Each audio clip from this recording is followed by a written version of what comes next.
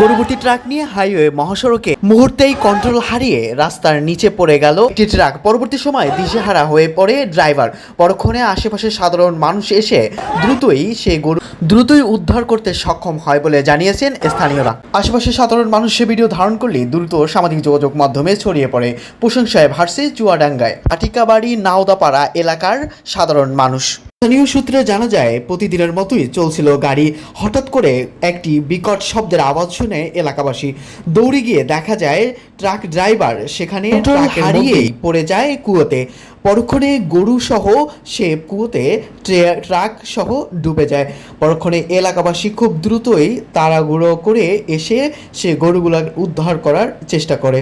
দীর্ঘ কয়েক ঘন্টা প্রচেষ্টার মাধ্যমেই সফল হয় তাদের উদ্ধার করতে। এর পরবর্তী সময়ে দ্রুতই উদ্ধার অভিযান এবং অন্যান্য আইন শৃঙ্খলা বাহিনীকেও বিষয়টি তথ্য নিশ্চিত করা হয়। কোনো ক্ষয়ক্ষতি হয়নি বলে জানিয়েছেন ড্রাইভার সহ স্থানীয়রা।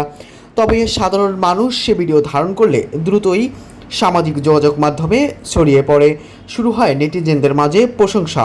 কেউ কেউ বলেন, দীর্ঘ সময় এভাবেই যদি সাধারণ মানুষ এগিয়ে আসে কারো বিপদ থেকে আমরা রক্ষা পেতে পারি।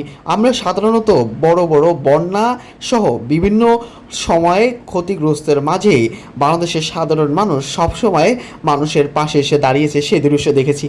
বিশেষ করে চট্টগ্রামে বন্যা সহ যখন ভারী বৃষ্টিপাতে পানি জমে রাস্তা সহ তলিয়ে যায়, ঠিক তখন সাধারণ মানুষ তাদের পাশে এসে দাঁড়ায়। এমনই একটি দৃষ্টান্ত চুয়াডাঙ্গার মানুষ দেখিয়েছেন।